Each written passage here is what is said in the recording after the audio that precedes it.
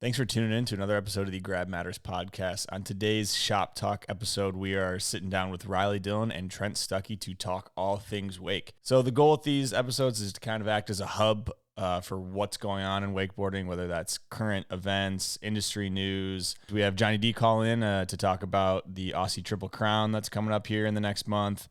We get a call from Liam Brearley just to kind of talk wakeboarding, snowboarding, his experiences. We answer some Instagram questions as well as some Patreon questions that you guys submitted. It really means a ton, everyone on the Patreon, to help support this podcast. It definitely keeps it going. It's just kind of me doing it on my own, just an independent thing. So everyone that joins the Patreon, seriously, it helps so much. And it's awesome to see the questions you guys submit in there. Always a bunch of good ones. So thank you guys a ton for that. If you are interested in supporting the podcast, joining the Patreon is definitely the best way to do that. Hope you guys enjoy this second installment of Shop Talk with Trent Stuckey and Dillon. I know we had a great time chatting it up, so hope you guys enjoy. I approve waterboarding. They're talking about wakeboarding. The thing about wakeboarding, every trick is an invert. Backside. Frontside, air railing. A new dimension. All right, we're back.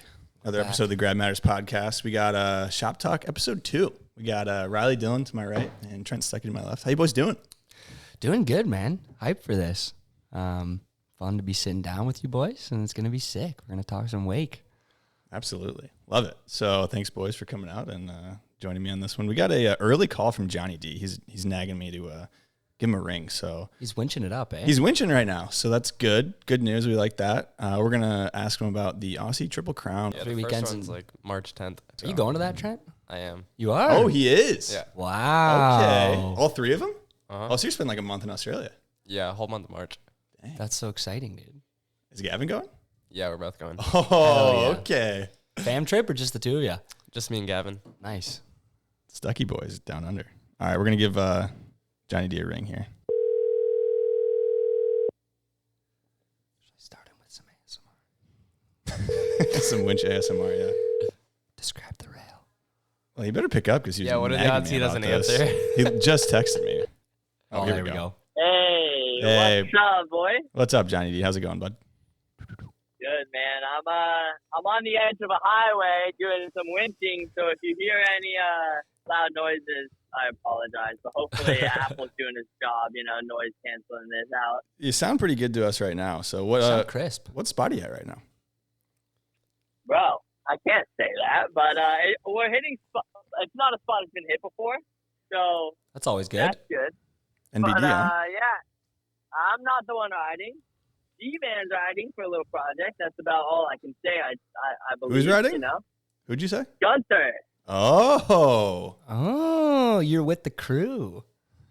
Yeah, he's been out there getting it recently. We've been winching quite a bit, so it's good to see him back on the winch. He obviously kills it, so it's good. It's been a while since he's been behind it. I heard he was working on something, but I didn't know it was winching, so that makes me hyped up. Sounds like it's part of it. Yeah. Yeah, it's a piece of it. It's not only that, but yeah. All right. So we'll the reason we gave you a call is the Aussie Triple Crown that's coming up. Trent was just saying March 10th is the first one, right? March 9th and 10th. I think it's Saturday and Sunday. Okay, give us a rundown. What is this? What's the prize purse looking like? What parks are they at? Give us the rundown. Yeah, so it's sick how it's worked out. We got a few parks on board. We got Melbourne Cable Park the first week, and then Wake House the week after, the following Saturday and Sunday, and then ending it at Bly Bly on the Sunshine Coast. So yeah, it's just 3 weeks in a row, make it a little easy for those riders that are traveling in, and I'm super stoked. The main concept with the whole thing is really all the 3-stop events we have in America with Monster Triple Crown and then LF Pro. But expanding a little bit on that, there's a little bit more of a grassroots component.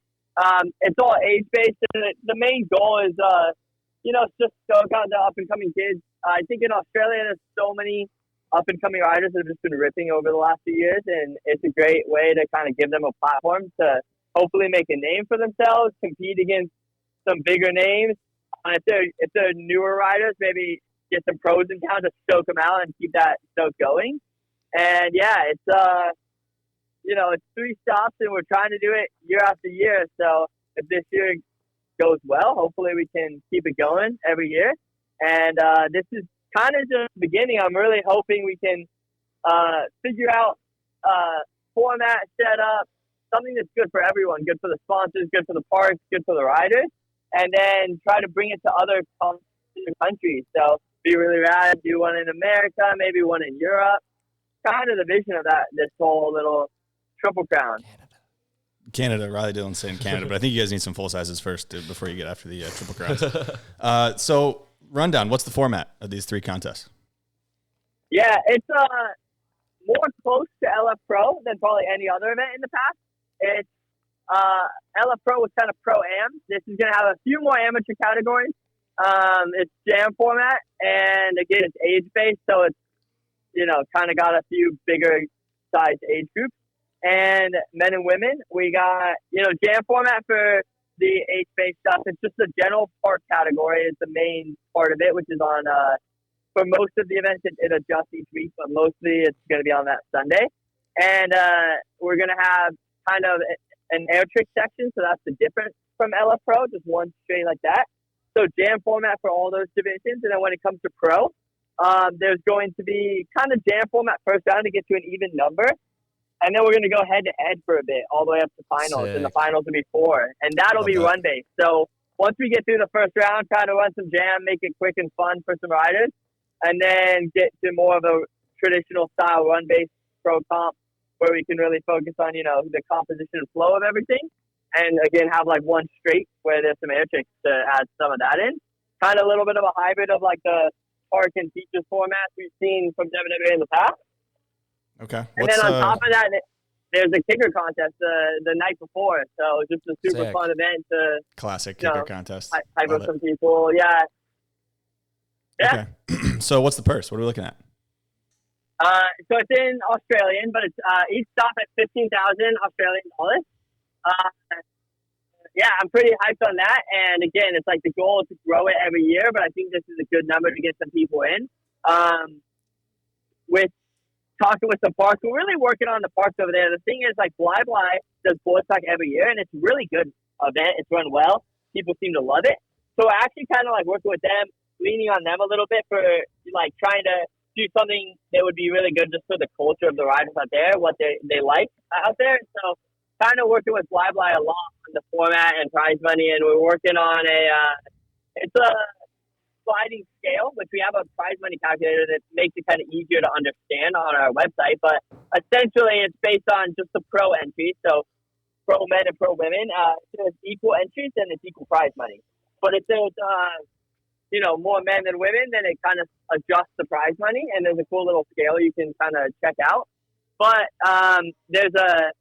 we won't go past 66% is the max one division could do. So it kind of guarantees some prize money, at least a third to each division. So you can come guaranteed to make some money. And first place being, if it's even, it's 3,000 each.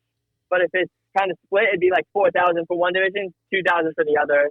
Is where the range is, So you guarantee $2,000 in just the park format for each stop, and that really makes it easy to plan and travel, and hopefully that encourages riders to just hype up their friends, get more entries, and Trent really is just kind of wondering how much he's going to win, so that's kind of why we asked that question there. 3 weekends, 3 times, maybe 44. You can win up to $5,000 at each stop, and so you can win up to in 3 weeks $15K, and then actually board stock, which is still happening, is the week before. So if you come for a full month, you got even more opportunity. Nice. So I think it's a little easier to justify some flights for people, but we'd love to pay deeper. It's just first year, kind of stuff. So right now we're paying a little less of the field. Hopefully it grows and we have a little more budget to pay a little more spots next year. So I think it's a great start, though. I think it is a great start. It sounds like a great little series of events. 2 questions before we let you go. One, is there going to be a live stream?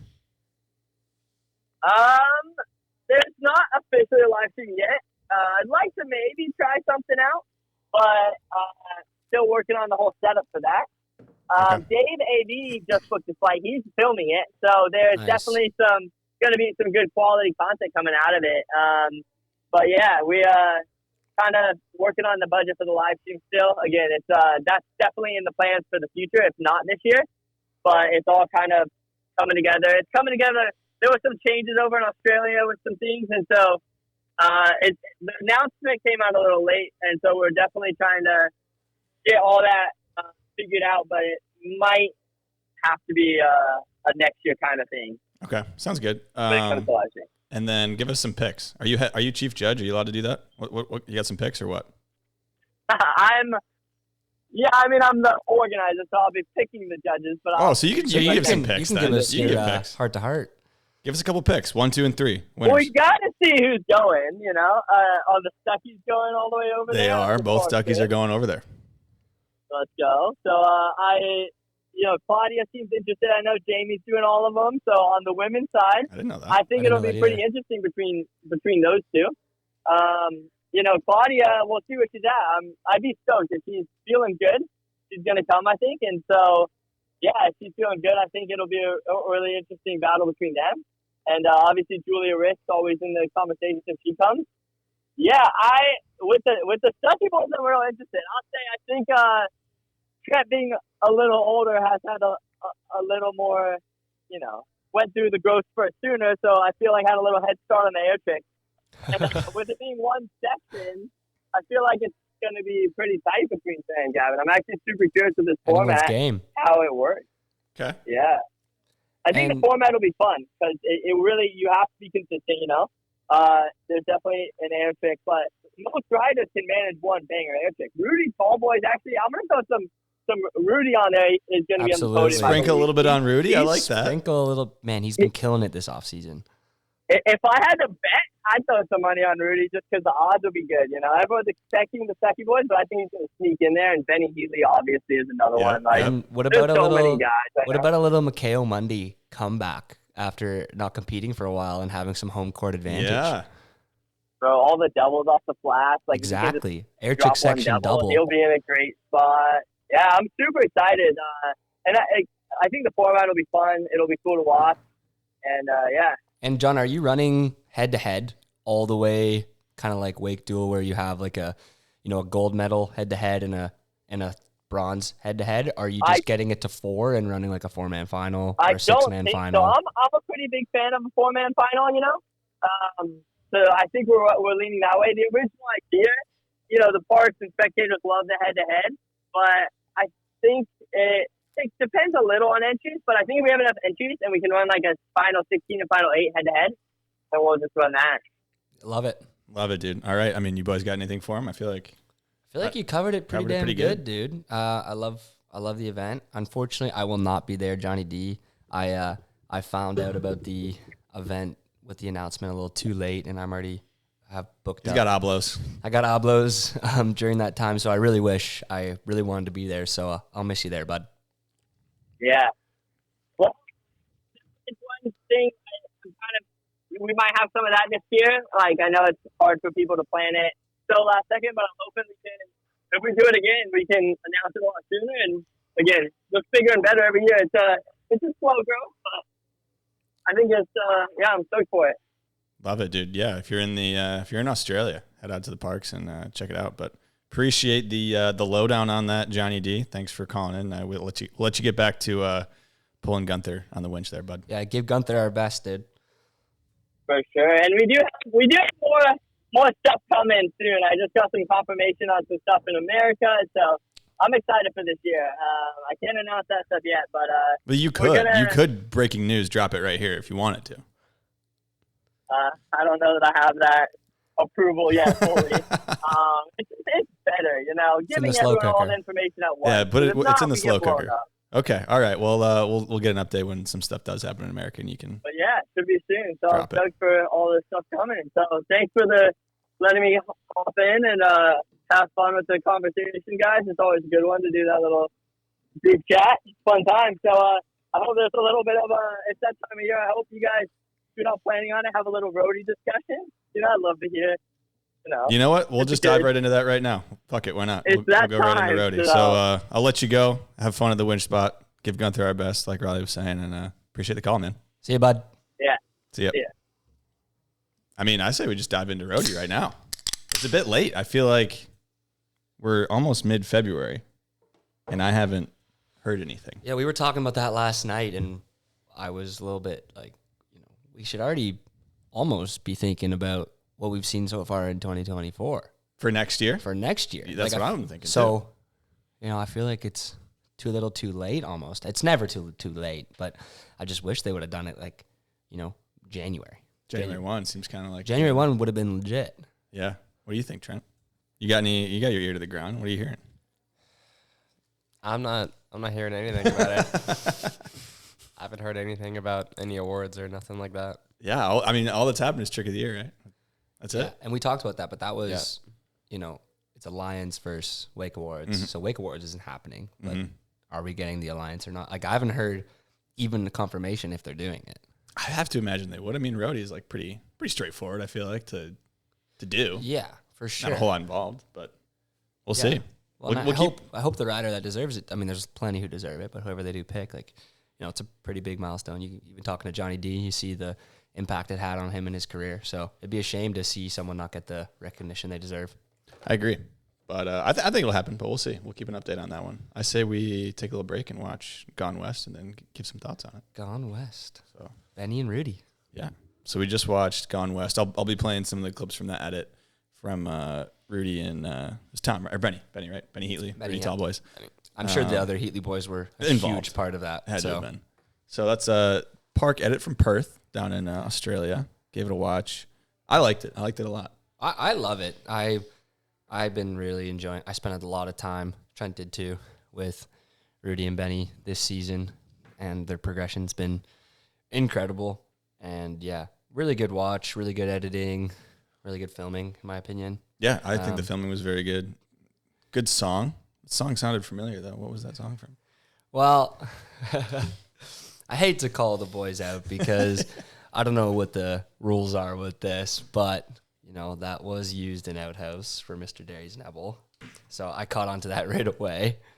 Well, that's your guy right there. That's the yeah. Well, they're all my guys. That's true. But yeah, Derry's my homeboy, and but anyway, it's funny just because I'm gonna take this second to just tease them a little bit before I talk about how great this edit is. We were in where were we? We were at the Hacker in Lithuania, and I found out that a lot of the boys hadn't seen Outhouse. So I was like, "What? You haven't seen Outhouse? You haven't seen Outhouse?" So maybe they still haven't seen it. Maybe they did it on purpose, and they're like, you know what, Riley, quit teasing me about this freaking movie, dude. Yeah, I wasn't giving them too hard of a time. I was just like, "Come on, boys, you made a full part. Like, give it a watch." So I know maybe they watched my section and then they missed Derry's. I don't know. Could be. Who knows? But fantastic song. So A great song. Thoughts on this, Trent? Anything stick out to you from this edit? I mean, I think it's pretty obvious that Benny and Rudy are at like the forefront of the up and coming riders, and this edit just proves why. absolutely. Every single trick was just sick. It Yeah. deserved to be there. Yeah, a lot of good grabs in there. A lot of good grabs. Especially from Rudy. Yeah. Love that. You freaked out over the tuck knee. I did. That was a great technique. It did right to Yeah. my heart. It was right in my heartstrings. So Yeah, and I liked the diversity. Like, a lot of times they're both hitting the same feature. Like, not back to back always, but they're doing completely different lines. Even little things like Rudy deciding to do the underflip out of the rail and skip the rail. Like, just being creative and doing lines and finding ways to hit the same thing but use it differently and spin both ways and do different tricks. And for me too, the pylon was sick. I know you guys like that too. you call those pylons? Yeah. What would you call it?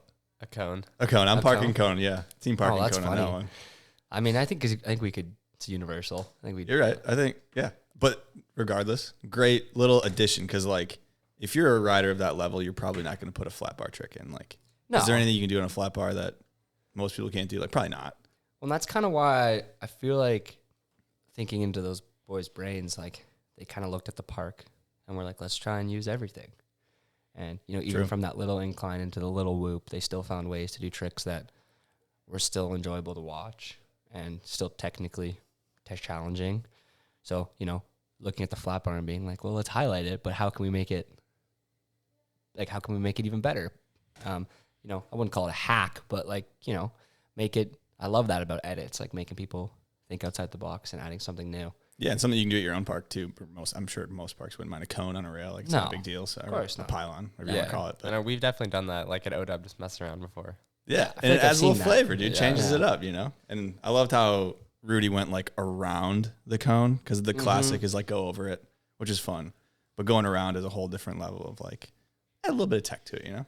And, you know, some people have like, I've seen that, like, especially in snowboarding too, where they go around like a metal, you know, thing. But you can't, if they don't put the audio in, you can't see if they tap it. But with this, like, it's just hitting there. It's just floating there. Yeah. So if you hit it, it's falling over. So there's no room for error.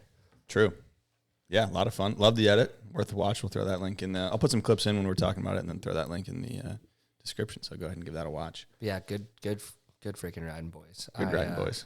I was really excited to watch that one. So Yeah, I was fired up too, dude. I love what those boys are doing. So we'll definitely, hopefully some more edits coming from them soon, and keep an eye out for them. yeah, much love, boys. Miss ya.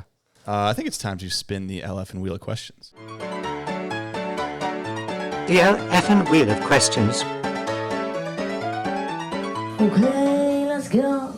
First shop talk that this is getting on. So I would say if it lands on chug a glass of milk, I'm gonna sub in my boy Trent for that one. Is that all right, Trent? I mean, I really hope it doesn't because it landed on it yesterday. So Yeah. we got a couple different things on here, but I guess we'll just explain it if it lands on it. So I think this is if it's anything but chug a glass of milk, we'll all kind of go around and Okay, love it. give our 2 cents. So I'm gonna spin it blind here. Love it. What do we got? Steal a trick. Okay, that's a good one. So you pick a rider that you're gonna steal a trick from, and the trick. Interesting.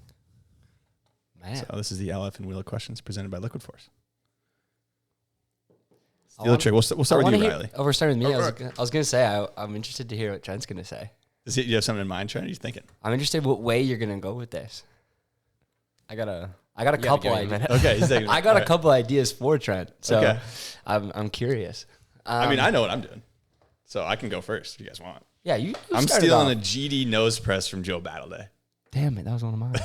Come on. one of I mine. mean, that's like I feel like that's a universal one for all of us. Okay, then, I maybe. can pick another one if that's like everyone agrees And on just that. to highlight his Lithuania part with Ryan, like to do it switch and regular. Mm-hmm. And to me, they're pretty much the exact same thing. Like the way he popped out of it, where he's like almost falling into a nose pick and then saves it. He did it on switch and reg. So Yeah. respect. Okay, I got another one. All right, hit Yes. us again. I'm gonna go back 5 to the flats. My boy Ulf Ditch. Back 5 to the flats. Because On the boat. I love you adding in a boat I'm never trick in gonna pull there. that off. Like that's just not in the cards for me. So Yeah. that's it. I feel like. Just speaking about Darien Outhouse, I'm gonna add in a lob here. I'm gonna blow what it was when Derry had the ender. So that must have been Outhouse 3, I think. But he does like a wrapped underflip on the wall at Kevin Henshaw's. Oh. Okay. And I've still never seen that done. I've watched Like into it. the wall. He does almost like, so he comes in toe side wrap. Do you know what I'm talking about, Trent? I feel like I've seen it. I'm just trying to remember what happens. Okay, so he comes in toe side wrapped, and he picture him doing like a toe side, like wrapped dum dum almost, but where you throw it forward first like an underflip. So it's like a cork 7 on a snowboard. But he ends up like he initiates it and then his switch wall riding, and then like underflips out. Like it's still Like continues same way rotation. Yes, Okay. yeah. So it's like an underflip 3 or 7, depending on snowboard or wakeboard talk. But I've watched it a bunch of times because just it was a hard one for me to visualize like where I would be in the air for that one. So Yeah. I would steal that from Derry because I that's one like for the last couple of years I've thought a lot about. It's a good one. Shout Derry. Trent's deep in thought over here. You got something? I mean, he's kind of got a big bag of tricks. I don't know what are you gonna steal? Do you want me to throw a tease at you? Go for it. I was gonna say the triple flip from Cody or Max or I don't know. Do you hear him on the boat? T Herm on the boat. I was just gonna tease you for that one because you've been so damn. I feel like close. a boat answer might not be bad for Trent. I mean, I don't know. Anything come to mind? That's fair. That's fair. The triple's fair. Take the triple. No, I'll take. I don't know. Something about just when Pedro rides and he like Yep. does the taps on the rails. Ah, okay. I wouldn't mind being able to look like that. Kind of like the on style of it. rails. Yeah. I like that. Yep. That's a good answer. Okay. Shout out for boat too. Shout out Sam and Massey for their grab combos. I've definitely tried to draw some inspiration from their grab combos, and I'd love to steal some of that and be able to do it on the boat, obviously, but be able to bring it to the cable as well. Definitely Sam. Sam gets some wild grabs going. Yeah, it's really fun to watch. It's a big spin. So, all right. I love that. Should we call Liam right now? I feel like we gave him kind of a 30-minute to hour-long heads up. So Liam Brearley. Are we teeing this off at all, or are we just going to call him first? Let's, what do you mean teeing it off? We'll just like tee it up what we're talking about. Oh, yeah. That's a good idea. We should, so we're going to call Liam Brearley. So a lot of wakeboarders might not know, but you should. He's a, I don't know, is it fair to say wakeboarder turned snowboarder? Wakeboarder, snowboarder turned snowboarder? Did both? Technically snowboarder turned wakeboarder turned snowboarder. Okay. So jumping back and forth. Yeah. Gotcha. Yeah. Okay. So that makes sense that he's back in snowboarding. But anyways, he won the Lax Open. If you follow the bomb hole, you know that. Or snowboarding. And then he also won X Games gold in the knuckle huck. I know a lot of people were rooting for him to be in slope style, which I'm sure next year, I'm sure he will be, but that would have been sweet. So he's hot right now. Dude, he's so hot right now. Real hot. That Liam Brearley hot right now. And I just want to say, I commented on his post, so if you saw that, I loved everyone rally behind me. I think Mickey Henry commented too, but I was basically like, he posted a follow cam run from practice because he was an alternate, so he got to ride practice for slope too. And I feel like I'm qualified enough to say this as a snowboard judge, but obviously competition day, it adds a different level of pressure. But in my opinion, I've watched now slopestyle twice live, and then I rewatched it. I think Liam could have won with that run he posted. That's a bold claim. Dude, he went rail to rail. His rail section was more technical. He did steez, switched back to pull on the down flat down. That's such a good trick. To me, he had a lot going there. Yeah, I agree. So I'm not saying it was a guaranteed win, but in my opinion, that might have won, especially with how they inflated the scores too much. I think everybody agreed on that. Yeah, it was. Yeah. I think even Mark Mick was like, these scores are too high. Oh, dude, you can even see it from his scores expression. are too damn high. He got that 95, and he was like, well, okay, thank you, I think. All right, give me a ring. All right, here we go, Liam Brearley. Oh, that's FaceTime. Hope he picks up. What's up? How's it going, bud? How's it going, buddy? You're on the Grab Matters podcast. How you doing? I'm good. How are you guys doing? We're doing better now that we're on the horn with you. So Absolutely. We're talking wakeboarding, snowboarding. I mean, you probably heard on the bomb hole talking about a little wakeboard influence on snowboarding and vice versa. So got some some questions for Riley. You know, you guys grew up together, or Riley's got some questions for you. So I just want to start Sounds off with good. a little emotional, but hearing your name on the bomb hole and hearing them talk about you and all the hype you've been getting recently, it definitely brings a tear to my eye, and it's super cool, especially for them to call out your wakeboarding stuff too. It's really cool to see you getting like so much respect for how good you are on a wakeboard as well as a snowboard. So I was loving hearing that in the bomb hole. Yeah, me too. Yeah, I'm sure. So yeah, basically you asked me a question on my pod, and Hunter and I were thinking it'd be funny to throw it back on you. So to start, we can toss this out to you. How would you say wakeboarding translated to snowboarding and snowboarding translated to wakeboarding? Were they supportive of each other? Did you feel like getting better at one made the other one better? Yeah, 100%. They definitely both support each other. I think I would say that snowboarding helps the wakeboard technique maybe a bit more than vice versa. Nice. But definitely, like, even just still riding rails and still training like all summer and all winter definitely helps for both. Keeps you fresh, and the jumps are pretty different, but just the air awareness aspect of it as well. And do you feel like, jump wise, when you finish a wakeboard season or finish a snow season, is it weird to not have the handle anymore? Like, do you prefer initiating off the takeoff, or do you prefer being able to like catch saves with the handle? Yeah, I don't know. Both have have benefits, but yeah, I've definitely had seasons where I go to snowboard and I'm just like reaching for a handle, Love it. or I go to wakeboard and it's just, I'm doing more like snowboard tricks and using the handle less. So it definitely takes a bit to adjust, but overall they definitely help each other. And I kind of talked about this yesterday, but do you feel like your fundamentals from being on Simple have translated into your success now in your snowboard career? Oh yeah, for sure. Definitely, the way you learn the basics and the way you start is a really good foundation for learning bigger tricks, and I think it helped a ton just having those basic skills and like learning how to fall when we were younger and all For of sure. that stuff. I think that was the most helpful. Awesome, dude. Okay, one more question on this topic. Do you feel like snowboarding or wakeboarding has adjusted your fear factor?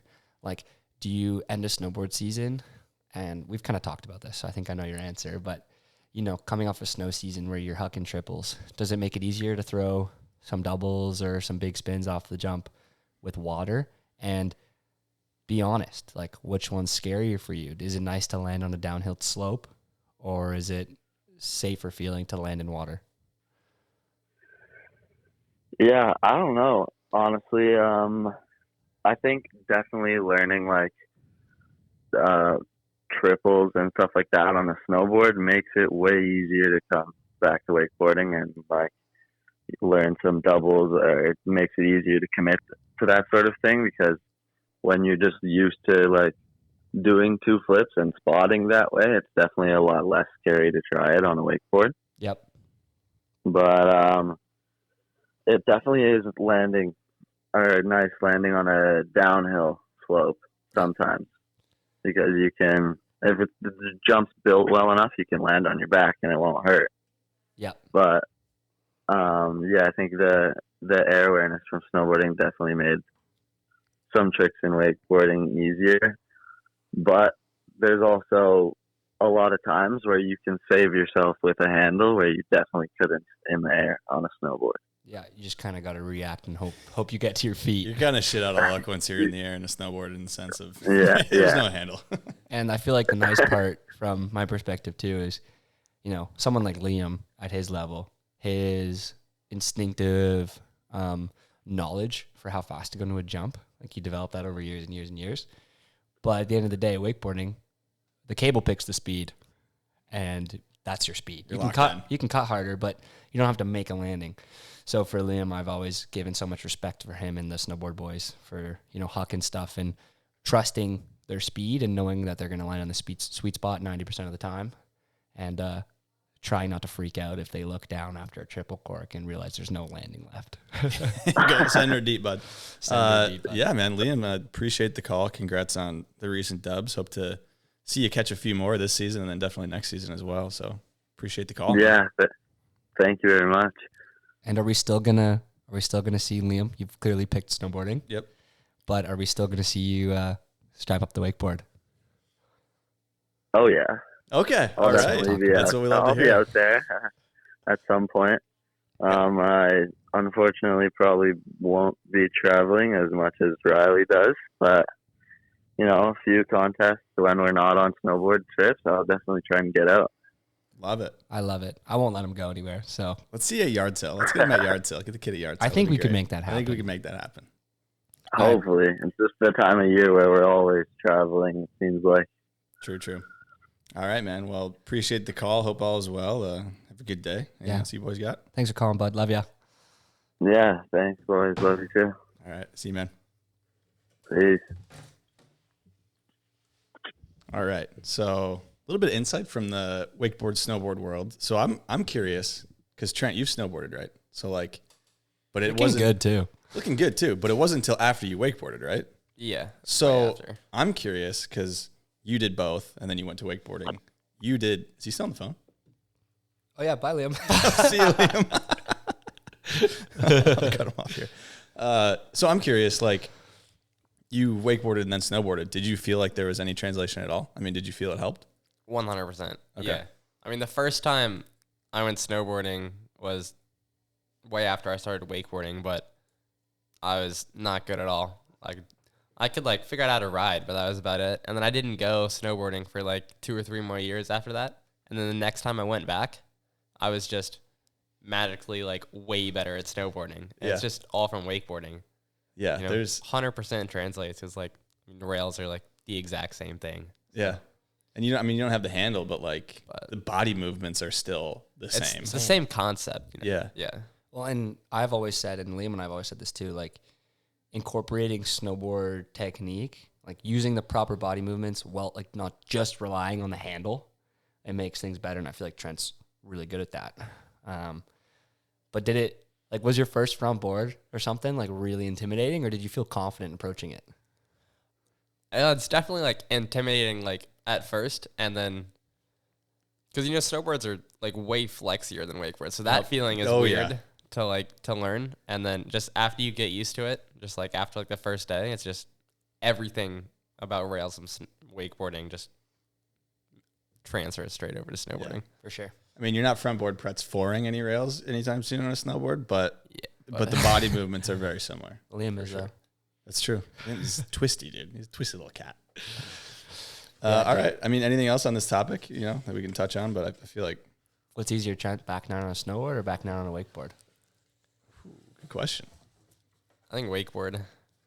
You think, yeah? Really? You think that's because you've done so many on a wakeboard? Yeah, probably. Okay. What do you think? Because you've probably done on both, right? I mean, I would say wakeboard too. Okay, just because the handle, yank it around. Because the handle. You can. I feel like you can adjust throughout the trick. But I know Liam would say snowboard. So Easier. 100%. Yeah, Interesting. I can see that. Yeah. The blind landing after the 720 is like, I've never landed one. I've tried a bunch, but like, And I can never get it. I don't want to speak for Liam and like, someone like Cam, who these guys are really good now. But I feel like as long as you, in my opinion, as long as you initiate it properly off the lip and you have a good jump, you kind of just along for the ride. Whereas like wakeboarding, although we've done it so many times and I don't often see Trent drop a handle, I feel like there's more room for error because you have all these handle passes and then you're going to land over your toes and you have to make sure the handle, like you can land on your feet. Like I often quote like, oh, I landed that snowboarding. I didn't actually, I blew it, but like, oh, I would have rode away snowboarding. Yeah. True. All right. Good little chat on the wakeboard snowboard thing. I like that. There's a little bit of mesh going on. It's pretty cool to see that, Liam and some other guys are going into the snowboard world. I mean, we see Zeb obviously had wakeboard experience too. So it's just cool. Both are cool sports, I think. And you can't snowboard in the summer usually, and you can't wakeboard in the winter really. So they complement each other well, I think. So. You can draw inspiration from all of them too. Yeah. Snowboarding drew inspiration from skate, and now to see wakeboard doing the same with snowboard, it's really neat. It is cool. So I say we jump into some Instagram questions. We got one from James. He's wondering unit/manufactured rails or homemade rails. What do you guys prefer? You can start her off, bud. I like unit. Okay. I'm unit rails. Maybe it has something to do with me growing up riding unit at OW, but I think overall, I just prefer unit rails. Yeah, the consistency. I mean, what about the unit rails is like you prefer? I think overall they probably feel better because they're made way better with like welding and everything. So, and I think I don't really know what just to say. They feel better. Yeah, I get that. Feel more confident on them. Yeah, I guess so. No risk of going home with a nail in the middle of your board. Yeah, That is true. I feel like most parks hopefully do a good job of keeping them up. I know Valdosta does, but for sure. definitely you can miss a screw here or there. So what about you, Riley? I'm a homemade boy, and I can quote that to just how I was raised. Like in Canada, I think the only unit feature we have is a little incline at Andy's park. That's a unit incline, and I think he just inherited that from Pat.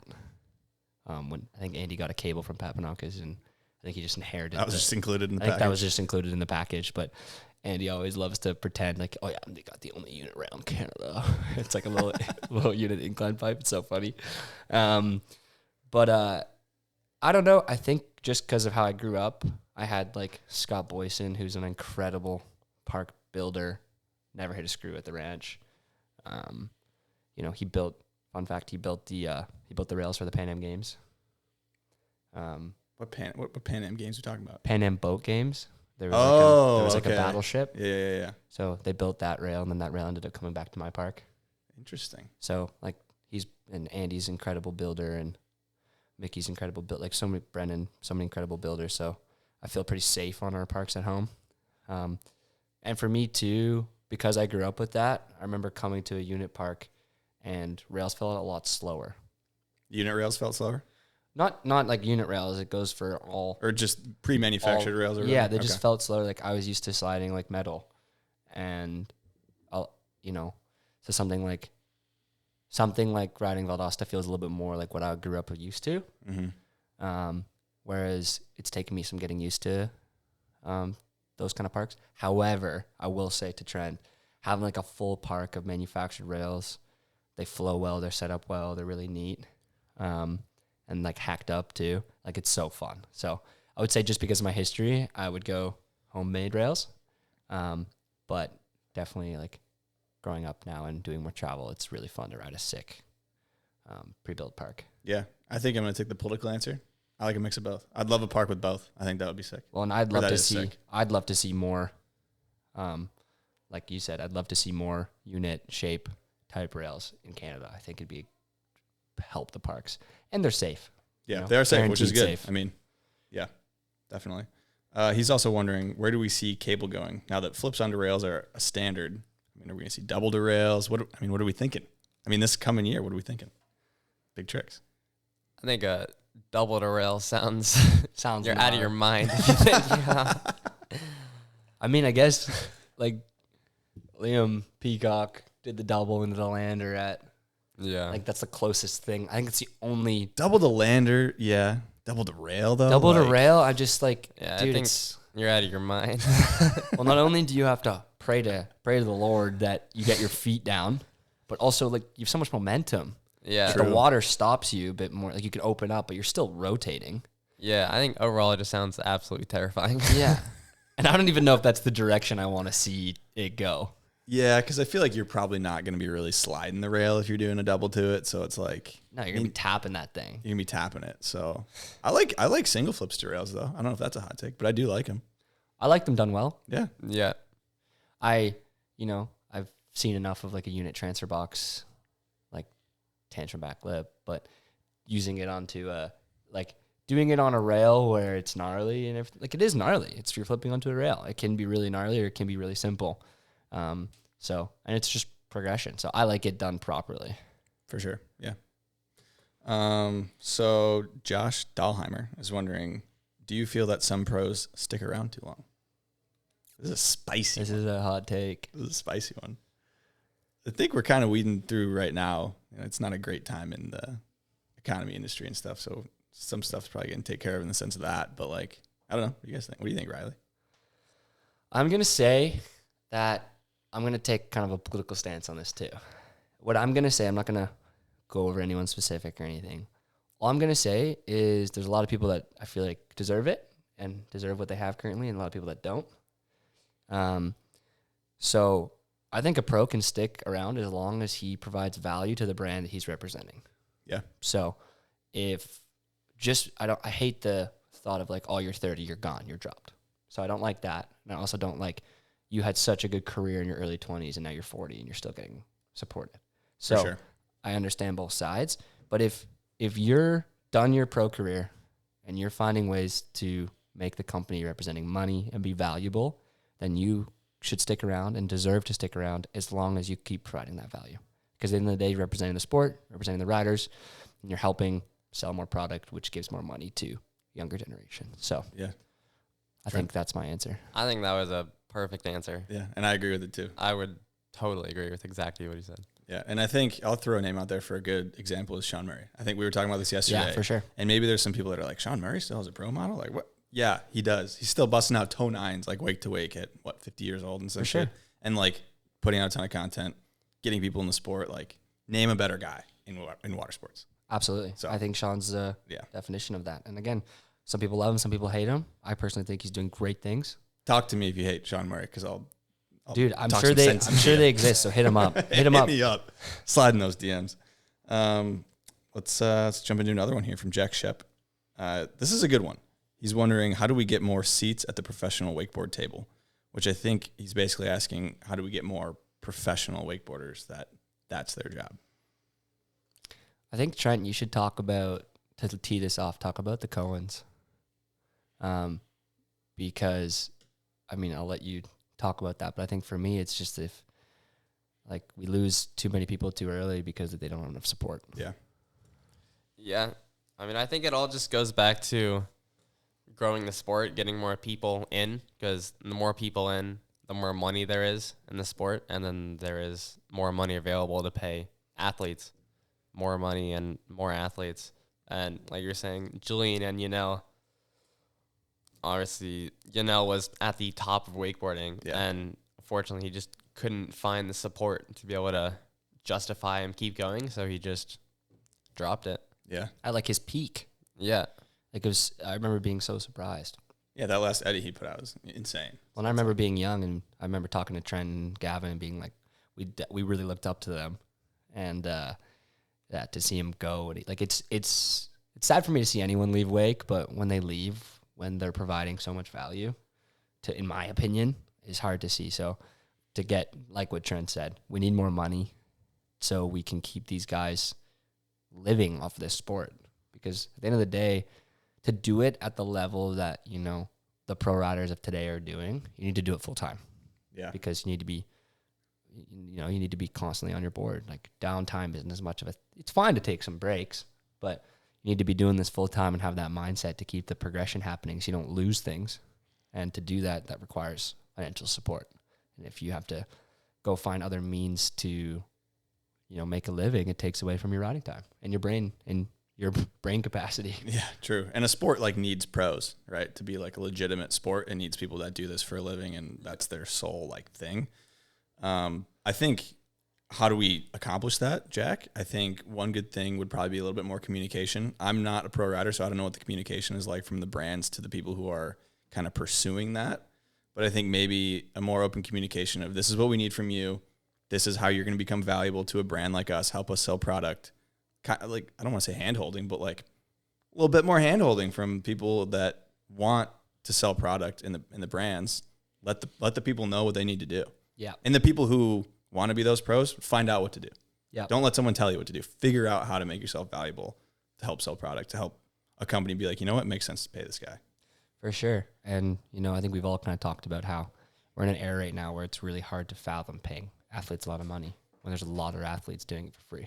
Yeah. So it's a tricky conversation. And yeah, I think you need to find a way to stand out, and we need to find a reason for companies to support you. Yeah, give them a reason.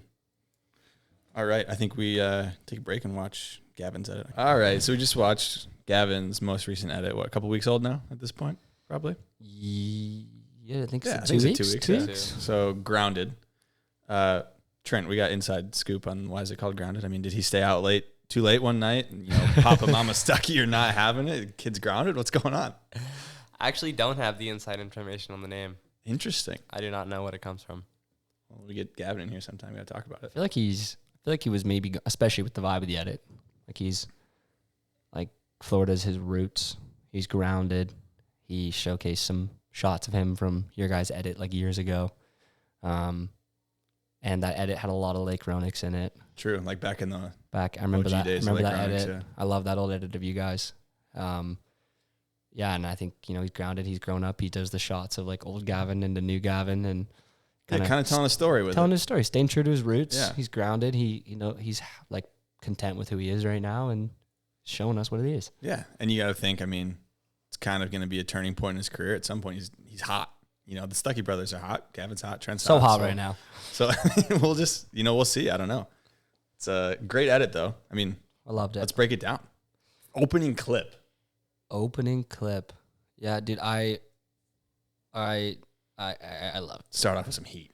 Dude, I just love it. I think it's the perfect mix, that trick of like gnar, but like I'm almost glad he didn't do anything except a grab.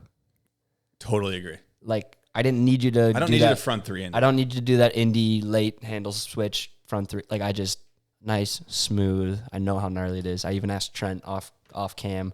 I already knew the answer, but how much gnarlier those were in person than how gnarly was that shit in person, Trent? You see it on video, it's gnarly. When you're there in person, it's like 5 times gnarlier. Yeah, for sure. It's just stand there, and then each of them are like 12 feet tall, just towering over you, and then they're like 50 feet apart, and you're just sitting in between them, just looking at the gap, and it's insane. Can I ask you? I feel like you and Gavin must have a really good relationship with help. Like you guys have always helped each other and helped film each other. Like he was a big part of your edit. You were a big part of this edit and the last one. I'm sure it's happened where you both know how good you are. You both know what you're capable of. But when you build something like this, are you scared for your brother at all? Like, It's a good question, Riley. Like, do you think he's got it? Or like, are you? Because like this is one of those ones where, especially he just fell into the kicker the other week. That could have happened during this edit. Those quarter pipes, like they're not a closeout, but like you can come up short and there's a big consequence. Like, were you scared? I mean, I definitely knew like how good he is, that he could do it, but there was definitely a couple times, like a couple bails, or like he was going up it and started getting like pulled to the side, and you're like I'm just looking in the camera, so I'm not like seeing much of going on. I just see him start turning. You're like, oh my God, like this could go sideways. Yeah. But I mean, I always knew he could do everything that he set up. I love it. Yeah, what's the, because we were talking about when we were watching the video, what's the learning process, I guess, that you watched him go through in terms of like setting up the QPs and all that stuff? Yeah, we definitely just would like set up one, and then he would just hit it, and then we could kind of gauge how far he's going, where to put the other one. And then it was a lot of moving. Like he'd hit it, and then we'd move it a couple feet. He'd hit it again. We'd move it around. So we did it based around like him. We didn't just set it up and then just go hit it. We built the setup and kind of knew. I like that he did it that we way. were making it. You I don't wanna respect huck on that that stuff, process. Like, did he even do like the back one, top quarter to top quarter, and the switch back one? Did he like back one out first and switch back one out first before putting the other one there? No, I think we just put the first one and then made sure the kicker, the first one, was good, and then he jumped, and then we just kind of like looked where he landed, and then kind of just put the other one there. And he knew he could, as long as he was landing on the top, he was chill. So. Yeah, and then you just hit it a couple of times, Love and it. then, I mean, you probably know you'll like hit a feature, and then you can You know kinda- what you can you do. know what you can do on Yes, it after yeah, you hit okay. it like Yeah. twice. And I feel like you get like after wakeboarding for a long time, you kind of get like a sixth sense almost of like, okay, if I get on top of this QP, I know exactly how far I'm going to be able to ollie. So I can kind of like adjust to where the QP is going to go and then land on the next one. Yeah. I don't know. I feel like at least. I think it's respect too for the indie grab and the switch front three he did, because like I've hit those quarter pipes with you guys, and there's a bit of an awkward sweet spot. I feel like you can't land too high, you can't land too low. Or it's just Yeah. like flat. Like there's a weird sweet spot. There is a sweet spot, and I feel like he did really well to catch that sweet spot really well. Why was the kicker angled on not going out of the pool down? What was the reason on that? True, I was wondering that too. He wanted it like that to be, I don't know, maybe kind of like try to catch the trick a little better. Like I kind of think. coming back in, getting more of it. Like, because if you put it like just straight, you like land in it. But if you angle it, maybe you can kind of like catch it, the kicker more a little bit. and, like as you're like land in swaying it. back in, landing in it. Okay. It's a little bit more like a bank. Yeah. Okay. Could say. Just wondering. Yeah. Yes. Cool. Yeah. I didn't know those quarter pipes split in half, to be honest. It obviously makes sense for shipping them in a shipping container, but I feel like I've never seen one split in half I don't think I did either. before. So Yeah. I don't think there's ever been one. I mean, I know Gavin, he asked Unit like if they would float to split. because they're apart tall and first. skinny. I mean, Yeah. they're, Because we don't want to take it apart and then all of a sudden it Sink. tips over and we're how do you we're get this thing screwed. back up?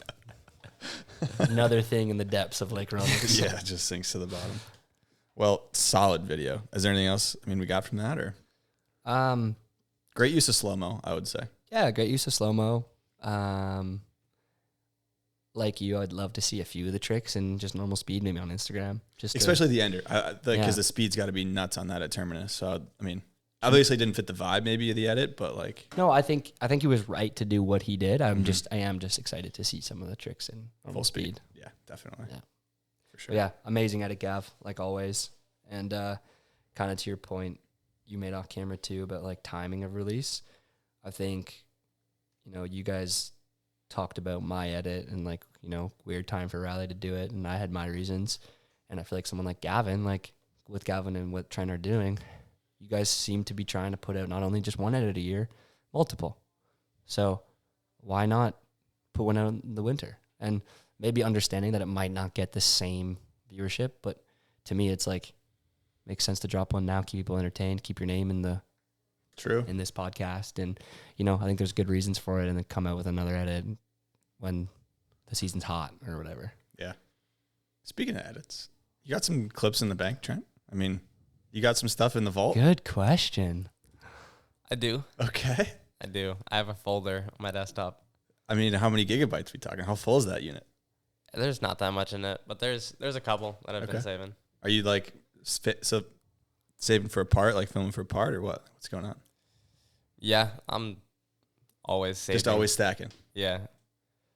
It's good. I got some clips that are in there that are getting like a couple months to a year old. Like I'll save clips for a long time. I love that. I love that too. Just because I feel like I would rather use them for something bigger. Yeah. So just posting on Instagram. Yeah. And I feel like this is exactly like you're seeing it pay off, because these edits, like your edits, I mean, Gavin's edit, like other edits that people truly save like incredible stuff for, people watch it. Like Absolutely. there's a market for that. I feel like you know when you should say something or when you should get it out quick. You don't have a question in your mind. You know. Yeah. You know. You can try and convince yourself otherwise, but I feel like you know. Yeah. So can I ask? I want to keep it surprise, but can I ask?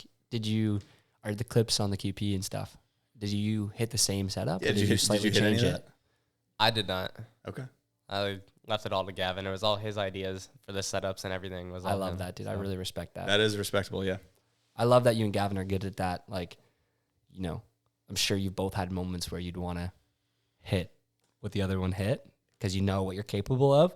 But I love the mutual respect you guys have to support each other on that spot and not feel the need to try and steal any thunder or anything and like that. also, honestly, I would be scared to hit most of those cooler pipe setups.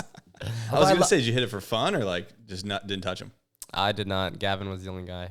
Okay. But I even love that he says that too. I love that you can say like, that scares me. Like I commend that. I don't know. I mean, I don't know who that wouldn't scare. That shit was huge. I know, but it's one thing to think it. It's one thing to though. say it on a podcast. True. I respect it. All right. Let's we got a Patreon question from Austin Farr. So this is a perfect kind of segue. He's wondering what makes a video part great. I think we can go one by one on this. So. Do you want to kick it off? I'll kick it off because I think I'm a huge audio guy. So obviously I think everyone's trying to film the best tricks they have, right? Like everybody's going to be trying to film the best tricks. So I think sound and, if possible, some natural audio. So like the clacks, the brrr, those swoosh, like all that stuff. To me, that's something that... Do you have an edit in mind that checks the boxes on that? Got to think now. I didn't have an edit in mind that checks the boxes, but that's his next question is what edit is a gold standard that we think of. So we'll answer that afterwards. Okay. Yeah, to your point. Yeah. That's like one of the things that you might not notice, like doesn't jump out at you, but it just subconsciously, it just adds so much value to that edit. And I had a good conversation with a whole number of people, and then I showed my edit to Dave and a few other people early in Thailand just to get some friends to have some opinions on it. And that made it even more clear to me. Like Dave's super big on the audio, and he gave me some advice. And you know, someone might not have caught it, but the changes that like he helped me make. When I watch it back, I appreciate it more, and I'm like proud of it. So it makes a big difference. That stuff adds to the rewatchability too. And like, I know this might be a hot take, but like I like a catchy song. Absolutely. So like, I don't want some like. Sometimes I do want like an underground, like something I've never heard. But like, I love a catchy song that if I'm thinking about going wakeboarding, I'm like, oh, I'll put this edit on because it has a good song, great writing, great audio. Like you almost like I'm gonna rewatch it. You want a song you'd listen to anyway, but then you're like, oh, why would I listen to it when I could also have this sick visual going? Yeah, like all my like when I wakeboard, I listen to music, and more than half of the songs I listen to are from snowboard parts, skateboard parts, wakeboard parts. So it's like just gets you amped up in the mood. Yeah. What about you guys? What do you think?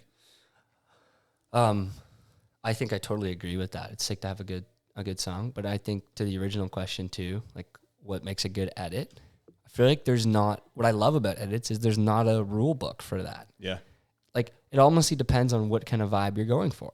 You know, Gavin, for instance, just went for a big hits, slow-mo, match the song, some hacks, I guess we could call it, that you've never seen before.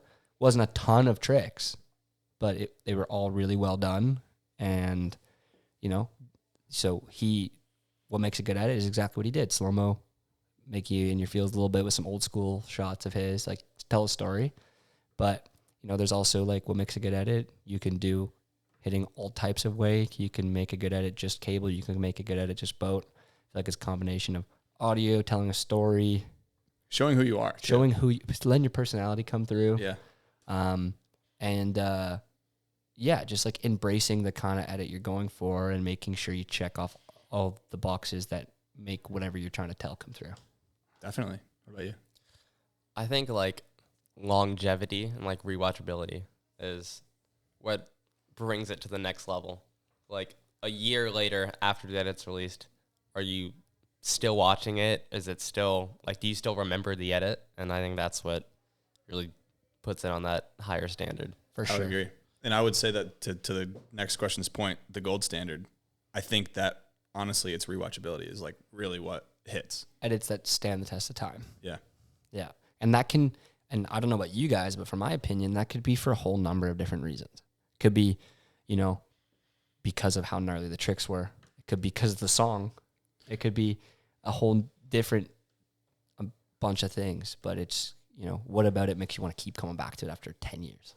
So to that point, I used to watch Aaron Gunn's, I think it was his like Welcome to the Team slingshot So edit sick. in, I don't know, what was that, Cables Wake Park? Yep. I think it was. I don't know if Great that was the right song. one, but that's the edit I'm thinking of. That's definitely the one. And he We're all boosts- thinking of the same edit. Yeah, we're all thinking the same one. And I rewatched that. The truck driver rewind. Yep. Like huge front nine. Like I just rewatched it because who filmed that? I don't know. Was it Stefan?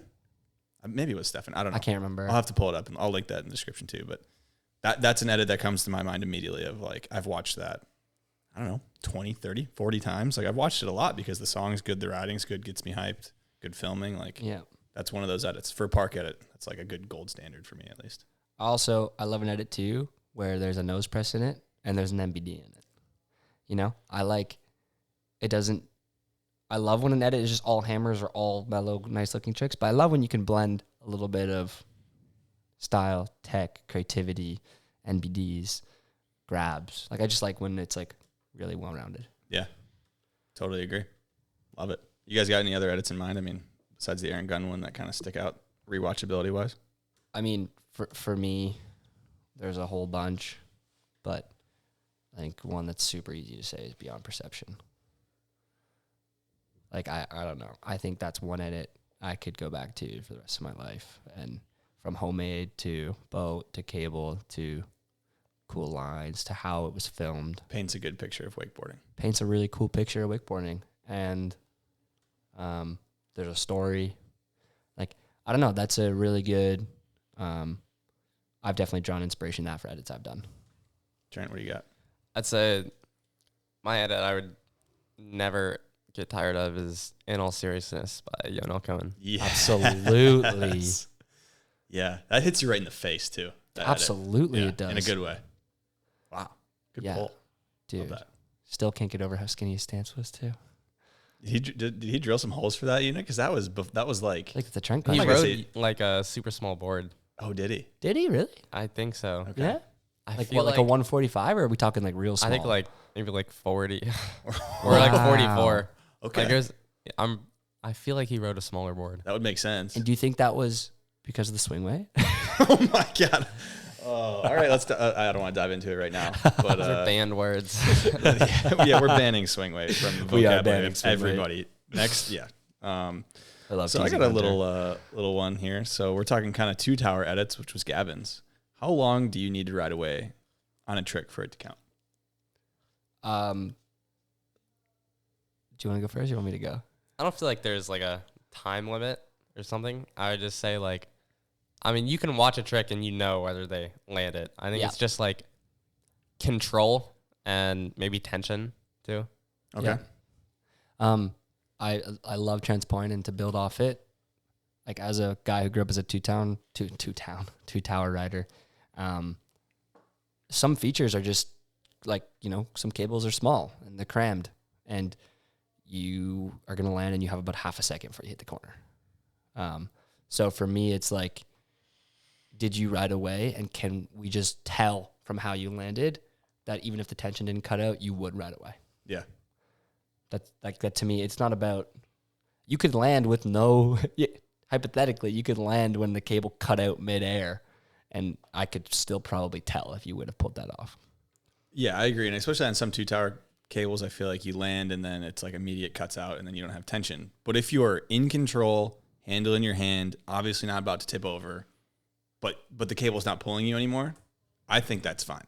And a little personal thing, something I've always liked, and a bunch of guys from Canada have always liked to do this too. Like when you land blind, you ride into the corner, you don't even pass the handle, but your shoulders are like back parallel with the board, and then you literally like slowly sink. Like you're stable on the board. Yeah, you didn't like fall backwards or forward. You just slowly sink. Yeah. And I think like, that, yeah. you stomp that. Like, Yeah. I agree. All right. Sounds like we're on the same page there. We got another Patreon question from Quint Noble. So if you guys do want to see who the guests are early, make sure to join that Patreon. You can see who the guests are early. We do some giveaways on there. You can submit questions. So we got one from Quint Noble. He's wondering, how do we get more riders at events? More prize money. There you go. more prize money. I think it's a full, well-rounded question. Like, keep getting judges better educated so judging is fair. Keep making really cool formats, more prize money, more of an experience. Like I have the most fun at the events where it's not just wakeboarding. There's other things going on. And I think some other sports do that really well. It's like make events, make an event, fun, exciting. Make multiple reasons for people to show up, more spectators. Make it more legit. Yeah, I think that is one of them. I think prize money obviously is definitely a big one.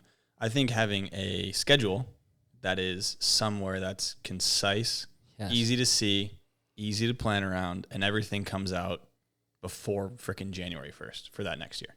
Dude, I wish we would have to build on your point, I wish we would just have I don't know if this is possible, a cutoff. If you don't have it planned by January 1st, you're not allowed to have an event that year. Yeah. I mean, you gotta be hard and stern about it. Yeah, because riders need to plan. Riders want to plan early. Sponsors Flights need are to have cheaper. Sponsors need to have that planned for their budget for the coming year. Exactly.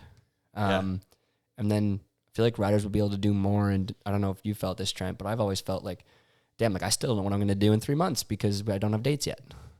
And I don't like that feeling.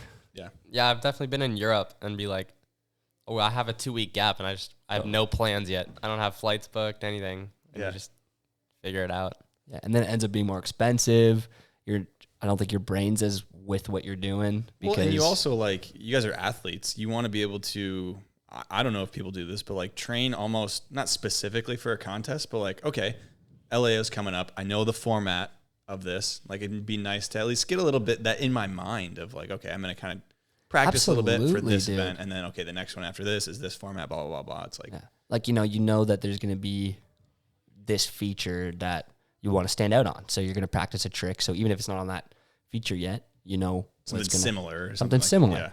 Yeah. And again, I would love if the courses, they don't have to be perfect. I'm not suggesting things can't change. I understand there's going to be some changes, but even if they're by January 1st too, they told us what the course was going to be so that people can start thinking about that. Yeah. And I feel like that's just going to lead to better riding. People can pick and choose what events they feel are good for them or are going to push them. I think that'd be really cool. Yeah. A lot of good feedback there. I think, and I feel like a schedule is maybe being worked on. I don't know. I feel like I thought I saw one in a calendar somewhere. Yeah. If there is, throw it in the comments or let me know because I'd love that. That would be awesome. And for instance, I'm super stoked John and WWE are doing this Australia event. I think they're going to get a huge turnout from Aussies, but I suspect it to be an Aussie. Yeah. Mainly Aussie competition, which is fine.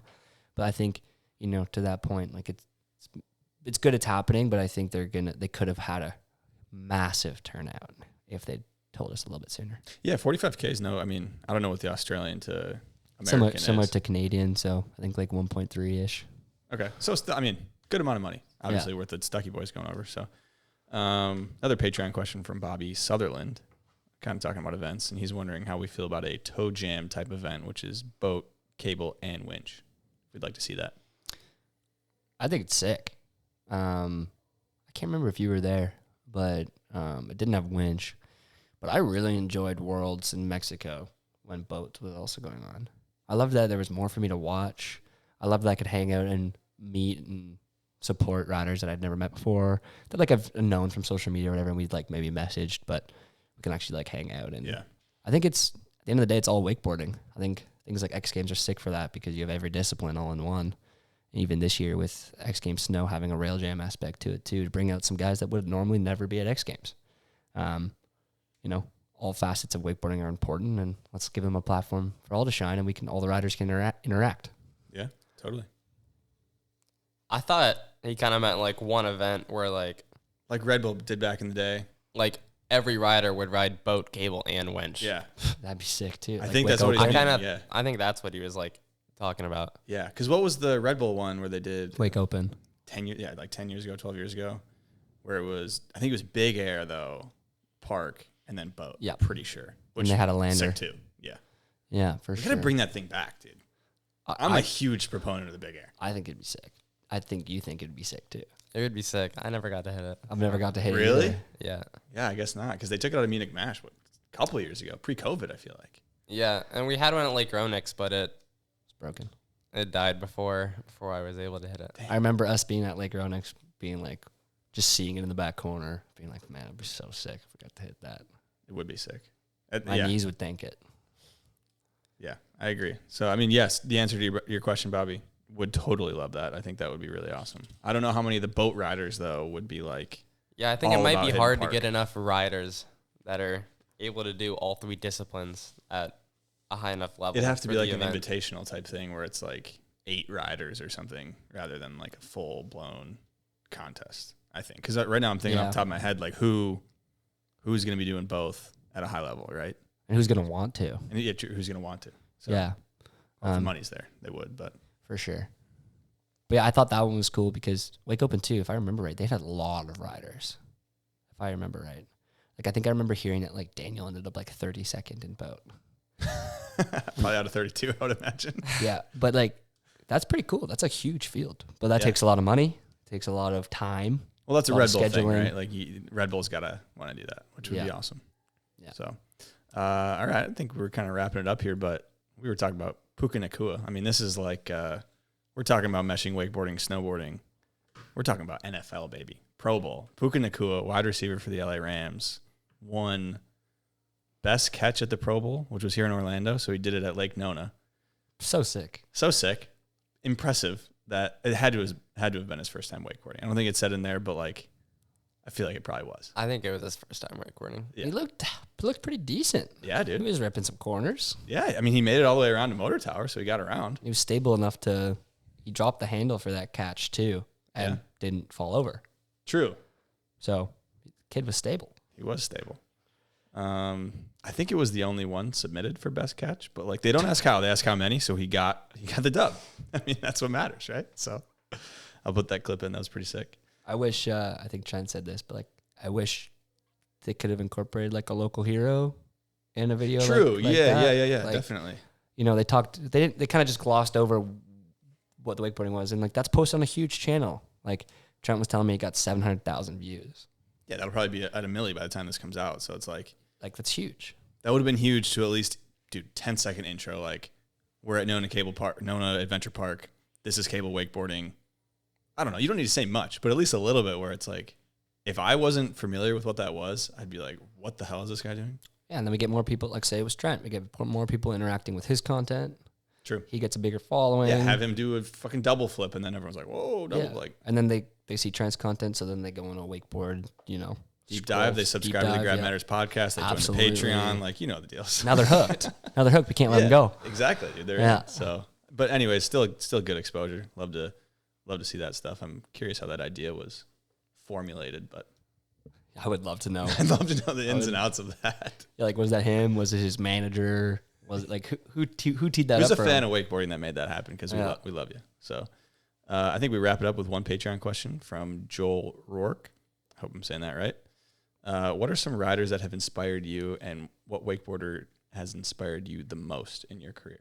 So, kind of the same thing. So what wakeboarder has inspired you the most in your career? I think I've said this last time I was on here. I think you did, yeah. And I talked about him earlier on here, but for me, it's definitely Yonel Cohen. Growing up riding with him, and he was a massive inspiration to the way I ride. Definitely. Good answer. Darius Nebel. Another good answer. Darius. I think a lot of people forget that Derry can rip a contest too. Came out of the woodwork at Worlds this year and made it through a whole hell of a lot of rounds. I don't know, he just has it all. And something I really respect about Derry too is Derry has also felt the Canadian struggles, and it did not come easy for Derry. And he's stayed in it. He's persisted. He's gotten better every year, and he's still doing it, man. And Derry was a huge inspiration for me, and I'm proud of that dude. Definitely. I'm going to say Aaron Rathie. I used to watch one Love edit it. he had. I forget what the edit was, but it was to a Kanye song. It was just banger. And then Mike Dowdy, just because he's from Michigan. I always thought it was cool. Sending it. I actually didn't realize he was from Michigan. Yeah. Moved back there. I think he lives there now. No way, that's really cool. Yeah. So, Dirty Mike Dowdy. Those are Dirty two good Mike ones. and the boys. I say we wrap this up. You guys got anything you wanna chat about, touch on, talk about? I'm trying to think if there's anything else. I think we covered a decent amount. We did. We ran through quite a few topics. Yeah, just stoked to be here chatting with you boys. That was fun. Let's run through your guys' plans for the season. So, I mean, we kind of talked yours, but I feel like Trent, it's kind of coming up on springtime. I mean, what's your plan for this coming season? First up, we got the Aussie Triple Crown. So I'll be in Australia for the entire month of March. So that'll be sick. Haven't been there yet. So Oh, really? First time? first time in I Australia. didn't realize that either. You're going to have a blast. And then after that, we got LAO in May. It's the first week of May. Okay. We got Wake Duel. Yep. It's about a month later, like June, 8th or 9th, I think. And then not too much is set after that. So that's kind of coming back to our calendar schedule dilemma here. And I'm in a similar boat to Trent. Are you going to LAO? LAO, I'm waiting to hear back on something. But I would love to. But I'll definitely be at Wake Duel. Wake Duel for sure. Okay. 100%. Sweet. Love it. And I'm assuming other events as they pop up as well. Yeah, I got a couple. I'll definitely be going to Denmark. That one is for sure just because I was hanging out with the Thai boys and we were talking about it in Thailand. I would love to have a little bit more of my season figured out. My question for you, are you gonna go to Oz and then come home, or are you gonna just keep traveling for starting from Aussie? I'll come back home. Yeah. What's the Europe thing for you look like? Because are you going to go for LAO, go back for Wake Duel, or are you going to go and kind of find a spot and park there for a little bit? I think after LAO, we'll come back. It's too big of a gap. It's 3 weeks until the next event, so we're just going to come back. Okay. Have a little break before it gets busy again. Love it. Maybe there's a Pro Tour stop in between. Oh, Boom. love that. Okay. Can we just talk about that real quick, dude? You've been ripping it on the boat. Yeah. How often you riding boat now? It was about once a week I was Yeah. for the last 2 months, 3 months. You ramping it up, or you still once a week laying it down? I haven't ridden in 2 weeks because I went to Germany and then came back. But my goal is, I don't want to stop riding boat. You're putting a pass together is what it sounds like. Putting a pass together. Getting some tricks. Okay. I love it. Stuckey boy's so cryptic, but just so cryptic. I love it though. I love it too. Okay. Are you enjoying it? I am. I've been having a lot of fun riding boat. Sick. So what's the That's process for Pro Tour though? How do you sign up? I have no idea. Pro Tour. We should probably. That's hit our guy up. another Let's- thing to our point there. Yeah. he's this good and run boat, and he doesn't even know what the next steps are. I think there's 4. Yeah, I guess I haven't seen the schedule for Pro Tour yet. Okay. What boat you been riding behind? A G23. Nice. Sick. Love it. You got a double on the boat? I have not tried one. Haven't tried one. No. Okay. Probably first tee though. You know what? I would put my money that'd be first tee. I put a little money on you, Trent. Yeah.